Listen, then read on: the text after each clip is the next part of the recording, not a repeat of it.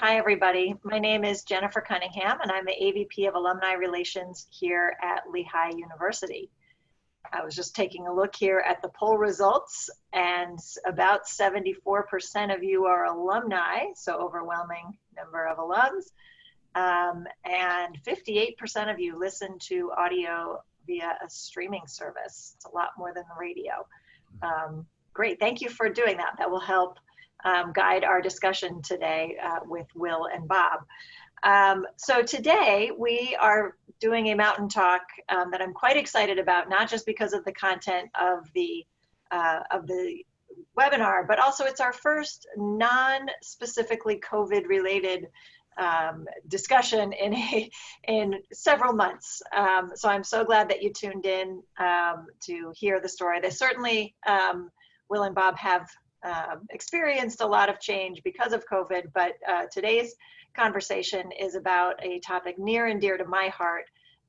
First of all, the success of an entrepreneurial company, and second, how that became successful because of some Lehigh connections.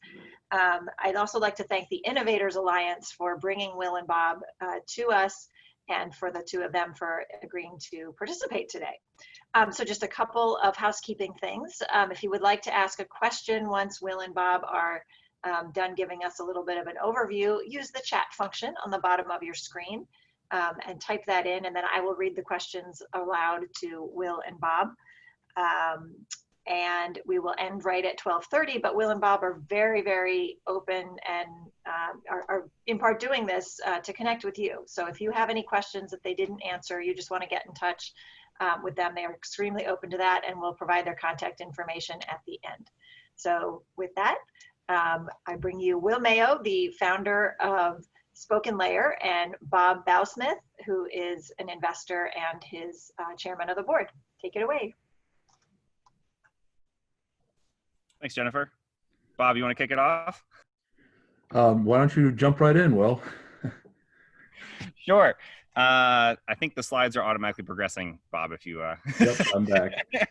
I know you want me to go fast, but... Yes, please. So I thought what would be helpful is just to give kind of a 30-second overview of what SpokenLayer is today, but mostly we're going to be talking about how did we get here, what are the things that worked, what are the things that failed, where did we fall on our face, all the fun things, because that tends to be the most interesting to people. So SpokenLayer is a platform, and we focus on exclusively what we think of as short form audio or short form content. And we've kind of become the market leaders in it, and we really helped over the past 5 to 10 years really shepherd in a new era of what audio is. You guys have probably heard of Alexa and Google Home and kind of all the smart assistants, but that's one place where we really focus. But the way we think about it is from the largest perspective, we focus on audio, and there's a huge opportunity in that. We think of the intimacy of storytelling. All of us used to sit in class and listen to lectures that was mostly in audio format. So something that's both for education, for entertainment, and for really staying up to date. And we really feel that spoken word is something that I've grown up with and spent my entire career in and around. Both myself and my family have been involved in storytelling and using a lot of spoken word, but we saw a really huge opportunity in short form, mostly with people's attention spans dropping, 30-minute webinars versus hour-long webinars, and 5 minutes on Twitter as opposed to 45 minutes reading a paper.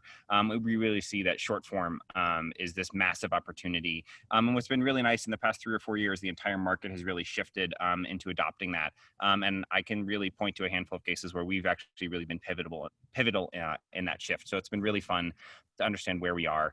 A little bit more as a company. To date, we've raised about $10 million over the 10 years we've been around. Today is actually the 10-year anniversary of us, the founding of the company today, which is really exciting to do that. And SpokenLayer today is a B2B company. And we focus on providing services to other media companies, other platforms in the audio sector. So we handle the content creation of short form content for hundreds of premium media companies. We handle the distribution, which means getting that audio in all the right places, whether that's Spotify, Alexa, Google, iTunes, all those places. And most importantly, we help our partners monetize it. So in most cases, that's with advertising or sponsorship. So if you hear something from, say, The Economist of, hey, good morning, here's your daily update from The Economist. Today's brought to you by Starbucks.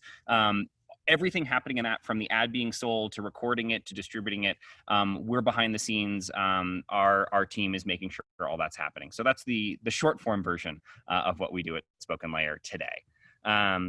And we power this for hundreds of media companies and brands. So everyone from Time.com to the LA Times to The Economist to McClatchy Newspapers to Aussie, gaming news from IGN, This Day in History, tons of amazing brands from the media side and also from the publishers. We've worked with amazing advertisers like TD Ameritrade and Starbucks and Bose and Verizon and many of the top agencies. So Mediacom and Camelot and the Richards Group. So we're kind of, again, behind the scenes, kind of that SEAL team that helps both the brands and agencies reach audiences that they really care about in an amazing medium and storytelling medium like audio, but also help those amazing publications that have great stories to tell, but don't know how to tell them in audio. So we're kind of the secret storyteller behind the scenes is kind of who we are as a company. But I think what's more interesting is how the hell we got here. Because this industry has really only existed for about 3 or 4 years. The first versions of Alexa and Google Home came out in 2017. So how, if we started this company 10 years ago, how did we get to here? So when I first was finishing up my engineering degrees at Lehigh, I had a double E undergrad, got me started on this train, and then moved into computer engineering, but also studied product design and ergonomics. So always this intersection between engineering and design was the thing I always kind of refer to as, I like the gray space in between things that don't necessarily go together. And another component, which is actually how Bob and I met, was the Lehigh Choir. So the Lehigh Choir, design and engineering, 3 things that kind of don't particularly go together, but if you zoom out a little bit, it's always about storytelling and an experience, and building it so that that can happen and scale. So the first couple years was me messing around in collaborative music, actually. So coming out of the choir, it was an experience that I really, really loved. The community, the people. I see on the list here a handful of people that are from that era, which is really cool to see. And played with kind of collaborative content creation for the first couple years of SpokenLayer. And built an initial prototype with something called SoundPipe, which was the ability to record and distribute audio anywhere and everywhere. It was going to be the new social network, was my idea. But of course that didn't take off. But one day worked with my team and said, hey, can you guys all go find an article you care about and just record it yourself like a voiceover artist and then just send it back to me the next day. And then I was able to listen to all that stuff, and I just realized it kind of hit me like a lightning bolt. Wait a second, I just unbundled radio. We just took the content that I cared about, which could be a article about Apple rumors. I think one of the articles was something about Justin Bieber, of course, back in 2011 when this was. But that was kind of, we saw this interesting way of like, we could uniquely create content from written content. So that was the first phase, is we could uniquely create short form content really easily, really cheaply, but still with a really good story because it was read with a human voice. So that was the first phase of the company. And then we started doing that for a couple media companies. And we got to the point where we could generate a couple $100,000 a year. Is it a big business? No, but it wasn't going away, but it wasn't growing. And then in 2016, we got contacted by Apple to help them expand the Apple podcast store. And we're like, oh, we were really scared of Apple and those companies first, because we're like, oh, we don't want to bother them. But then finally we got into that and really realized that they had a problem that we could solve for them. And that was kind of one of the first big realizations, that even as a tiny company, you can help and partner with large companies. So first we helped Apple expand the podcast store. Then Google called us and said, hey, we're launching this secret project called Google Home. Can we work with you? And we were one of 4 companies that they partnered with. And on launch, we powered about 70% of the content on Google Home. And still to this day, about 1/3 to 1/2 of the content available on Google Home actually comes from SpokenLayer. Then Spotify called, then Amazon, and that we kind of got off to the races and started to build a real business, both creating and distributing content. We got to the point where we could make about $1 million a year doing that. And then, well, if you have good content and you have distribution and you have people listening, what do? You sell ads, obviously. So in 2018, we launched the advertising platform so that amazing brands like TD Ameritrade and Bose and those guys they really cared about audio, and they cared about being on the newest and latest and greatest. And because we were the dominant company in smart speakers, we were able to build a massive network around that. And that became really interesting because that really started to scale, because we started to make millions of dollars now doing that. So we got up to building a platform to do that. But then probably one of the most exciting, painful, gut-wrenching, awesome experiences of my life is I hit my ceiling from an operator perspective. As I said, I'm an engineer. I didn't go to the business school. I didn't take entrepreneurship classes. Thankfully, I had Bob by my side and many other people, and Brad Askins, who I see is on the call, and a bunch of other people to help navigate through that. But I realized that I hit my limit. And thankfully, I'd built a relationship with someone in the industry for almost this entire history, a guy named Andy Lipset, who we ended up recruiting and coming on to take over for me as CEO. One of the best decisions and most painful decisions I've ever made in my life. That's a whole other hour-long discussion to talk about that. But brought Andy in, and the business has continued to scale immensely well, and he helped us navigate through COVID incredibly well. And interestingly, his daughter is now a freshman at Lehigh. So the tradition continues. And then now what I've started to do is, actually this slide was from a board presentation that I did last week, talking about the future of the company. And the future of the company is in growing audience. We already manage an audience of millions of people, but we need to get to tens of millions or hundreds of millions. So what I put in front of the board was a path to grow the company and grow its audience, which we're really excited about. And then eventually, if you have a huge audience, you want to focus on engagement. So it's interesting to kind of see this is the growth, and at each one of those, you can kind of 10x the value of the company. So that's been really exciting for us to do that. So this is a little bit more about some of the Lehigh connections. The kind of two things that started all were actually Bill Haller in the engineering department, one of the professors there. I knew I wanted to be an engineer, but I didn't know what type. And Bill convinced or roped me into being an electrical engineer. I'm not sure which, but I'm very thankful to him for it. And that actually connected me with Brad Askins, who I took a data science class with towards, I think, when I started my master's degree. We became really close friends, became my thesis advisor as I headed toward graduation. And interestingly, Brad was Alice Gass's husband, and continued to work with me almost full-time for a couple of years, and was basically one of the co-founders of the company and one of the early investors that got that going. So that track, Lisa Getzler-Lynn with IPD and the Baker Institute, we did a project with them, which was really great. And then through Bill Haller, who started or was involved with the Innovation and Leadership Residency Program, met Bob Kiss, who was also one of the earlier investors and has continued to participate through its life. And then after the company was started, met Michelle Levine, who actually runs global business development for Alexa. And we had a huge bond because of our Lehigh connection. And now actually Lehigh Business School is even a customer of ours. We handle their audio creation and distribution on that side. And the flip side of the outside of the engineering and business side was the Lehigh Choir. So Doc, after I went to go see Vespers my freshman year, I walked up and said, I need to sing. And he said, okay, go join the community choir. And if you do well there, I'll let you into the real choir. So thankfully, after he let me in, I met Bob on tour in China. We were touring all over China as the choir, and we met on a bus, I think maybe between Beijing and Shanghai, or a plane or something like that. Stayed close friends, and then have continued to actually work. A handful of other Lehigh Choir people have been on the team as employees, and even a couple other I think I see on has kind of helped as summer interns and stuff, even beyond the list on here. So the Lehigh connection has lasted not only to start the company, but through the past 10 years. And I think one of the things that I think Bob and I were chatting before this are kind of what are the things that we've learned in growing this. And I think one of the things that these seem so simple when we put them on paper, like, well, of course this stuff's important. But I think one of those things that's really important, I know leadership is a concept that people talk a lot about almost in the ether, but I think one of the Bobisms, as I like to refer to them, is people in leadership is job one.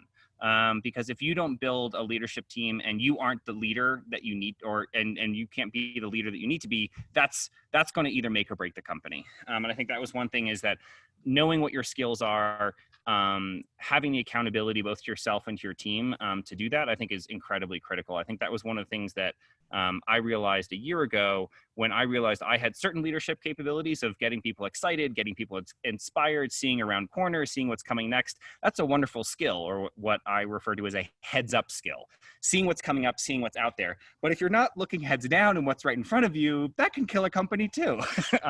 So having Andy and some of the other operators in the company that are more focused on heads down of what's happening in the next 3 weeks, 3 months, or next quarter, is a really great balance. So having that leadership is really key, and letting everyone own their own shit. If everyone thinks they need to own everything, nothing's going to work. I made that mistake for probably the first 5 to 7 years of having my fingers in every pie, and therefore nothing could move forward. We moved, but it was much slower. But as soon as we started to divide and conquer and really put in an amazing leadership team, the speed of iteration and the speed of thought and the speed of innovation that we could move through was so much faster when you had owners that had strong opinions, but we were able to work together as a team. I know those are things that are really kind of critical for me in the leadership role, but also Bob, you've been the leader of our board now for 18 months, or maybe a little bit longer. I'm curious if you have any perspective, because you're running the board, and then that's kind of a different perspective. So I'm curious if you have any commentary to throw in there. Very quickly, I think some of the things we've learned since we're involved with the investors, we're involved with the board and the management team, is understanding that we each play critical roles. And there is a tendency at times for people who have deep knowledge in a certain area to perhaps micromanage something they really shouldn't be doing. So I see that as one of my roles as the board chair, is to just make sure that everyone is serving in their respective role and adding value to the company. Very much agree, Bob. And I think the kind of the next point is pivoting versus persisting is a really interesting thing. I think, as a company, as a startup that's 10 years old, that's kind of almost a juxtaposition. But I think what we've been able to do is very much react to the market over the history of the company. And the other thing I think is really important is understanding what customers want. So I think both of the last 2 points, pivoting versus persisting and creating value with customers. So building in a black box is what I did for the first 3 to 5 years. Didn't talk to customers. It's like, this is what makes sense. I'm going to build it and the market's going to like it. The wonderful jovial ego of a startup founder. But then what we started to realize is it really took working with our partners and co-creating with them. And that gave us the data and the information to know when to pivot and when to persist. And you had to trust your gut a little bit to know when to make that decision. But sometimes you need to slightly adjust course. Sometimes you need to take a hard pivot, and sometimes you need to basically shut down an entire product, fire basically the entire team, and go back to almost square one, which happened at least a couple times over the course of the history of the company. So I think that's what's been really interesting to see, is how that has evolved over time and when and how to make those decisions. There's no perfect science to it. You have to have a lot of intuition. But again, that comes back to having the right team in place, having the right leadership at the board level, at the executive level, and at the individual operator levels, to be able to filter up and understand. Because what you need to be able to do is you need to perceive what the market is saying, and not just what they're actually saying, but what they're doing. And that having that level of perception at all those different levels are the signals that you need to know whether you should keep cranking forward and it's just going to be another 3 or 6 months before it hits, or if you need to change course. And having that ability is really important. But then where you can work with customers, because you only know what you know, but customers really know what they need. So making sure to work on finding those lead customers, finding those couple people that are willing to work side by side with you and define the process together, because it's also going to be much easier to take something to the market to the next 2 through 10 or 10 through 100 customers. If you said, hey, well, we co-developed this with these 3 customers or these 10 customers, the validity and way that you can bring that forward to the market, whether it's a B2B company or B2C, I think makes a ton of value that we learned over the history of the company. Yeah, I'm thinking, well, that might be a questions. Yeah. Yeah. Questions. Bob, you want to finish your point and then we'll move on to some questions. I was going to suggest we move on to questions. Oh, great minds. All right. We've got one here from Mark Pibble, who is one of our leaders of the Innovators Alliance. Will says, what were your high points? Mark says, Will, what were your high points and low points over the past 10 years? You get one of each. one of each. Well, bringing on Andy as CEO was both the highest and lowest point of the company, without a doubt for me personally. I think we were both, yeah. So that was the most one. The lowest point. That's a hard one. I'm trying to think, Bob, when was the latest call I ever gave you where I was really distraught? I'm trying to remember what's the, That's starting to become ancient history, Will. That's true. It's been a long time. I think, it's pretty devastating having to turn down an entire team. I think back in 2013 or 2012, when we were shifting from SoundPipe to SpokenLayer, we had an entire team that was built around collaborative music and collaborative audio recording, and having to first furlough and then eventually let that entire team go, down to the point where it was just me and like one kind of contractor building a couple things. That was pretty painful. But also, if we hadn't done that, and then we got the phone call from TechCrunch Disrupt that we'd been selected to launch our company 2 weeks later at TechCrunch Disrupt, that was also, if we weren't there, we wouldn't have gotten to that point. So, I always see those as opportunities as opposed to lows. But man, there's some painful nights, and that's in those scenarios. But that's part of it. When you write your bestseller in another 10 or 20 years, you'll remember. Yeah. I'll have to get a little bit more documentation. Yeah. All right, from Chuck, how do you make a decision of when to shut a product or offering down? Anything more than trusting your gut? So I think your gut is one of the biggest indicators, but also your gut has inertia and your gut doesn't want to change typically. And so sometimes your gut tells you to keep going because of ego and persistence. But I think the way to do it is I started to talk to either customers or partners in very casual ways, like whether it's over a text message or a quick phone call, and just be like, hey, what do you think about this? And is this going to go anywhere? And typically if you get someone late in an evening or maybe over a drink, they'll tell you really what they think. And if someone isn't as excited as you are about it, or can't ask you questions about how it's going to grow, that means they don't see a path for it. They typically won't say that, but if you can basically put something in front of them and you want them to, if they won't bite and run with it, most likely it's not going to go anywhere. But your gut is also really powerful. So it's, and thankfully you have strong debates with yourself and with people and your board chair and stuff like that. And hopefully you have an open and honest relationship with some close advisors to go through that. Great. Laura's question is well timed. What was the catalyst that enabled you to start listening to your customers? When I finally stopped thinking I was always right. I think, you have to have an obnoxious amount of persistence initially to bust through the number of brick walls that are put up in front of you. But I think once you finally stop and slow down a little bit and look around you, your customers are the only thing that actually matters.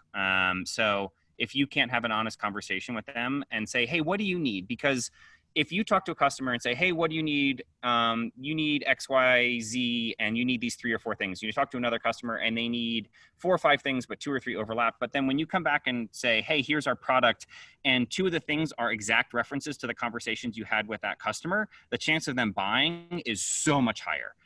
Whether this is actually buy-in from a board or buy-in from customers, it's the exact same thing, but listening to your customers and integrating actually almost verbatim what they have said they needed back into your product, the amount of speed that a sell happens or partnership happens is dramatically increased. So if anything, it's probably one of the most useful sales tools is to talk to your customers, and literally if they send you feedback in an email, copy and paste that back into your pitch deck, and when you send them the pitch deck, they see their exact words there. Incredible in terms of how fast that moves partnerships along. I think the other thing, Will, is we also track a lot of data. Yes. So we're tracking unique listens, repeat listens, how long they've been listening, by channel, by product. So. Great. Brad's question, I like this one. What lessons did you learn from the Lehigh Choir that you've applied at SpokenLayer? So a lot, actually, both on the technology side and on the management side. So on the technology side, in a choir, you have at least 4 different types of computing units. You have soprano, alto, bass, tenor. You need to put all those together to create something, but then you also have some crazy person in front of the group waving their arms around, expecting everyone to follow them. So I think it's putting those things together. I think that shows the importance of different skill sets, leadership, and integration of those, because they all need to come together. They all need to understand the same beat, the same score to put on and to create an experience. And I think that's exactly the same thing between an engineering, finance, operation, and sales teams. They all have different skills. They all have different personalities. They all have different obnoxious traits. Someone's always flat. Someone's never paying attention. We all know which voice parts they are if you've been in a choir. And I think the same thing is true of sales and ops and finance and technology. And then, of course, you have a founder or the conductor that doesn't actually have any control, but is leading the entire thing. So whether that's true with how you're managing your team, or even some of the ways I've modeled some of our content generation and system processes of, I took computer engineering and distributed computing and kind of put those together to match with how a choir learns music, was actually some of the initial ways that we formed some of the technology. But I still think of that, the multidisciplinary integration between all of them. Yeah, let me add to that. You think about singing together as a choir as learning how to be a team member, right? Mm-hmm. But I think there's another really important thing, and it's the value of alignment. Yes. Because if the pitch isn't aligned and the rhythms aren't aligned, it sounds like crap. Shit. Yeah, and I think it's you can't just optimize for one thing, and you can't be a soloist. I think that's the other thing. There's nothing worse than being in a choir and there's a soloist on in your part, because the only thing you hear is that one obnoxious person. They're not blending into the entire team. And I've always hired for people and that are typically have had musical experience. I think one of the best indicators of a good future employee is someone that has been at some point in their career a professional musician, because they understand they have a time limit, they have to learn it, they have to do it on their own, but they have to fit in with a group. And I think that's one of the best examples of who can work well at a startup. Nice. I saw a management presentation from a improvisational jazz group, and he used the analogy of sometimes you have a solo and then you riff off everybody, and it was phenomenal. And to that point, Mark is asking, have you written a blog about what you learned from choir or done an audio recording? You make the case for the value of school music better than anyone I've ever heard. Oh, thank you, Mark. I haven't. I'm actually really bad at self-promotion and blogging and stuff like that. So if you know anyone that's good at that, it's something that Bob has been pestering me as I need to start doing that. Because I just stay focused on my own stuff, but a lot of people, like you just said, have wanted to hear these opinions in a larger context. So. Yeah, or maybe you write songs about the value of leadership, and that's your unique selling point. The portability of that into obnoxious executives is a little lower, but well, we're also interested in building audience. Yeah. Exactly. Right. All right. So Brian's asking, what has been your biggest challenge, and how did you remedy it, and how did this hurdle help the company's future? So I think one of the biggest challenges at a startup is raising money. It's incredibly difficult, and it forces you to reevaluate yourself, your own company, and your positioning. I think it's been both one of the most difficult, and also it forces you to refine what you're doing. And whether you're raising money for the entire company or whether you're trying to raise money for an individual project within a company, I think they're very similar things, but getting a really clear understanding of what you actually are, what the real value you have is, and what's differentiated, because you can't do everything well. So choosing what can you do well, how do you package that, and how can you say that you can uniquely do it in a way that other people can't? But that's storytelling and making it so simple. How can you get it into we do this for that, or we're going to be able to do this because of X, Y, Z. If it's a long answer, you really can't answer it well, but I think getting it down to simplicity and something that can really stick in people's heads, and to learn kind of almost that inception skill to get it simple enough and basic enough that someone can help that idea grow in their head as well as yours, I think is what makes fundraising successful, is what makes pitching a new project or a new direction or a new allocation possible. But distilling it down to its simplest emotive elements, and then how it's going to provide value. Great. All right, we are at 1 o'clock. So anything else that you would like to impart on the crowd? Yeah, well, one thing is like this community is what's taken us from a crazy idea running around Zollner to you know, now a multi-million-dollar international company with subsidiaries in Australia and all that stuff. So I really thank you, but that's also for us to go from here to the next phase is also going to take you and your networks and your help. So if you know anyone that's in the digital media industry, at publishers, whether they're executives or owners or editors, we'd love to get connected with them. If you know anyone in the advertising and agency space that's interested in audio advertising and all that stuff, please reach out and we'd love to chat. Or if you need any stuff around startup advice or anything like that, please connect with me. I'm Will at SpokenLayer. Literally my job now, especially as Andy's running as CEO, is to think about the strategy and the growth of the company. So my job is to have conversations with you guys. Bob, I know, is also really helpful. Bob's run some amazing large companies at the board side. And one thing that Mark Pibble and I are starting to talk about and really excited is actually starting to set up a Lehigh Angel Fund. One of the things is we kind of did it ad hoc to have a lot of investment from Lehigh alums, but starting to formalize that. So Mark and I are working on that, probably going to set up an AngelList syndicate. So if that's something you're interested in, either reach out to myself or Mark, and we'll be excited to chat with you about that and help get that set up. Fantastic. Bob, any last Bobisms? No, hope everyone has a great day. Thanks for joining. All right, and you see up here the contact information. We'll also send this out after the presentation along with a recording in case you would like to set it to music or watch it again, share with your friends.